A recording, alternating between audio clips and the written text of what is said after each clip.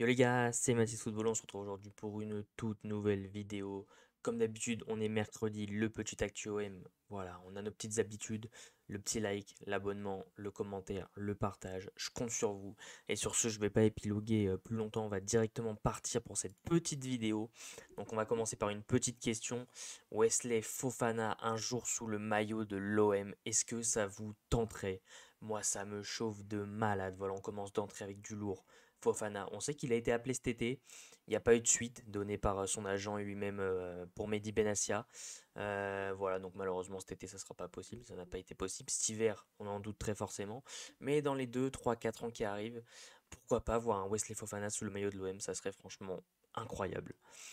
L'OM aurait manifesté son intérêt pour Arthur Melo, milieu de terrain de la Juventus Turin. Donc on a compris qu'il n'entrait plus dans les plans de Thiago Motta.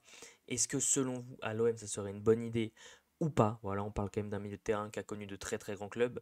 La Juventus, Liverpool, le Barça, la Fiorentina. On est sur un milieu de terrain, pas de classe mondiale, parce qu'à l'heure actuelle, voilà, on n'en entend plus beaucoup parler. Mais on est sur un milieu de terrain voilà, qui a côtoyé les plus grands clubs et joueurs. Donc pourquoi pas le voir sous maillot de l'OM. Après, il faudra voir si jamais on a des milieux qui partent et surtout si Pogba vient à signer durant l'hiver. Il faudra voir tout ça. Donc ça, du coup, on l'a fait.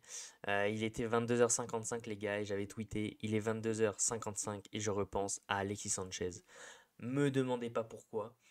J'étais posé, voilà, je faisais rien du tout. 23h, bientôt l'heure d'aller se coucher pour aller en cours le lendemain. Et je repense à Alexis Sanchez à l'OM qui nous a fait vibrer avec sa saison sous Igor Tudor. Voilà, malheureusement, maintenant il est retourné à l'Udinese. On sait que c'était une piste pour cet été. Il a fini par retourner à l'Udinese où il n'a pour l'instant pas joué, mais on lui souhaite bien évidemment le meilleur. L'OM refuse de faire la publicité du Qatar sur leur maillot malgré le contrat signé avec Bein Sport. Le club est prêt à négocier si seulement le sponsor qatari est affiché sur des panneaux publicitaires amovibles en avant-match. C'est totalement normal. Franchement, l'OM, on sait que voilà, il y a un peu ce débat où il devrait être acheté par l'Arabie Saoudite depuis tant d'années, mais même sans ça, voilà, le Qatar, ça fait partie intégrante du Paris Saint-Germain. On peut totalement comprendre que l'OM ne veut pas être assimilé au Paris Saint-Germain et donc du coup au Qatar. Ils font quand même l'effort, voilà, d'essayer de voir pour le mettre que sur les panneaux publicitaires en avant-match, mais pas pendant les matchs et encore moins sur le maillot. C'est normal, franchement, encore heureux. Et puis voilà, Pablo Longoria et Mehdi Benassa qui continuent de mettre l'OM encore plus haut que ce qu'ils sont déjà. L'OM a su attirer Robinho Vaz et Alexandre Isanga pour environ 400 000 euros hors bonus. Voilà, deux jeunes qui performent avec la réserve sous Jean-Pierre Papin. À voir dans la suite des années ce que ça donnera, mais en tout cas, ça sera forcément un bel investissement s'ils arrivent à arriver en équipe première. Clément Turpin sera l'arbitre de la rencontre entre Montpellier et l'OM ce dimanche. C'est pas une bonne nouvelle. Voilà, on sait que Benoît Bastien nous met souvent des carottes. On sait que Clément Turpin nous met très souvent lui aussi des carottes. On espère que ça se passera bien quand même dimanche, sachant que lui sera sur le terrain et à la vidéo on aura Stéphanie Frappard. C'est presque inquiétant, mais on va voir comment ça se passera dimanche. La déclaration de Paul Pogba. L'OM, je rigole parce que c'est tonton Pat. Il a dit ça en rigolant, vous le connaissez. Je suis encore sous contrat donc ce n'est pas crédible. On ne sait pas de quoi demain sera fait, pourquoi pas jouer en Ligue 1? On t'attend, Paul. Viens en Ligue 1. Un Paul Pogba qui retrouve son niveau d'avant en Ligue 1 ou même 80% de son niveau, il écrase tous les milieux de Ligue 1 sans contexte. On sait qu'en plus c'est un milieu de terrain où voilà, on sait que sans ballon, il est très souvent nonchalant et tout. Il sera accompagné de Rabiot ou d'Oyberg. J'ai qu'une seule chose à dire. Paul, viens, viens, on va tenter. Viens, c'est pas grave. Si ça marche pas, c'est pas grave, mais ça marchera. Ça, c'était donc hier, les mecs. Un joyeux anniversaire à la légende Didier Deschamps qui fête aujourd'hui ses 56 ans. Légende de l'OM, légende de l'équipe de France.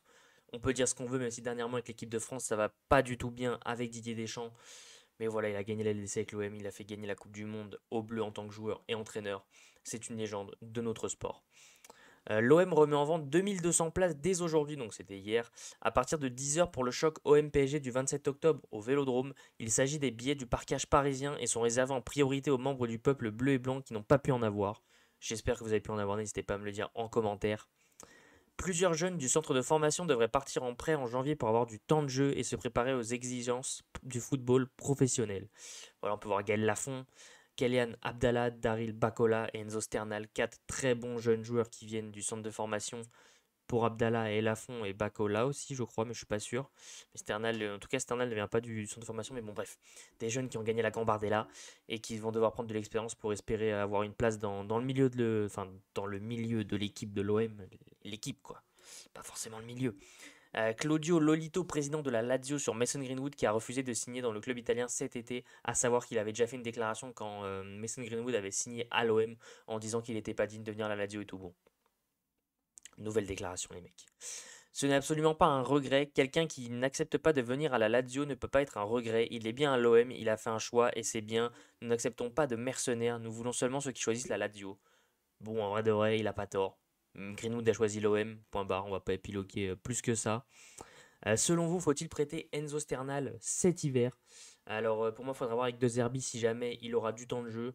Pour moi, si on sait qu'un Sternal n'aura quasiment pas de temps de jeu, faut le prêter cet hiver dans un club de Ligue 2, de Ligue 1, voilà, qui joue vraiment le bas de tableau ou même le milieu. Mais même en Ligue 2, ça pourrait être une très belle expérience. Après, à l'étranger, ça peut être compliqué de temps en temps. Mais pour moi, ce serait une bonne idée de prêter Enzo Sternal. Le traitement de Chancel Mbemba choque en République démocratique du Congo, lui qui n'a toujours pas joué avec l'OM, qui pourtant est titulaire en sélection, qui est le capitaine, qui fait de superbes prestations, mais les Congolais ne comprennent pas. Et malheureusement, je pense que, comme on l'a déjà dit, Mbemba avec l'OM, ça risque d'être très compliqué de le voir sous ce maillot. La déclaration de Patrice Evra: j'ai parlé à Mehdi Benassia pour que Paul vienne à l'OM. Quand Paul dit que je rigole, c'est parce que c'est mon enthousiasme, je veux qu'il y signe. On veut aussi tonton Pat, on veut Paul Pogba à l'OM, j'espère qu'il va venir. Un proche de l'équipe sur le capitanat de Léo Balerdi. Il est super nerveux parce qu'on lui a donné des responsabilités qu'il ne pensait pas avoir. C'est vrai que Balerdi, voilà, je sais pas si on peut dire qu'il s'attendait pas à l'avoir parce que bon, avec tous les départs qu'il y a eu, on s'attendait à voir Léo Balerdi capitaine parce qu'il restait vraiment plus personne. Après, on sait qu'il y a aussi Højbjerg, mais pour moi, qu'il soit un peu nerveux à cause du capitanat, c'est possible. On sait que la pression, voilà, qui est à l'OM est très très forte, encore plus avec le brassard. Mais j'ai attendu, voilà, un très bon retour de trêve internationale. Et on termine avec Valentin Carboni qui a décidé de se faire opérer du ligament croisé antérieur du genou gauche à Barcelone sur les conseils de Léo Messi. Maintenant, à voir si Valentin Carboni restera à l'OM ou pas, si son prêt sera rallongé, s'il reviendra en cours de saison. J'ai pas plus d'infos là-dessus, les mecs, mais j'espère franchement qu'il reviendra parce qu'on l'a bien trop peu vu. C'est tout pour cette vidéo, les mecs, c'est tout pour ce petit actu OM. Comme d'habitude, le petit like pour le référencement, ça fait toujours extrêmement plaisir. N'oubliez pas de vous abonner en activant la cloche des notifications pour ne rien louper sur la chaîne YouTube, à commenter en me donnant votre avis sur toutes les actus de cette semaine. Je vous invite également à me suivre sur tous mes réseaux sociaux qui sont dans la description. On continue de supporter le plus grand club de France, l'Olympique de Marseille. C'était Mathis Football. Ciao l'équipe!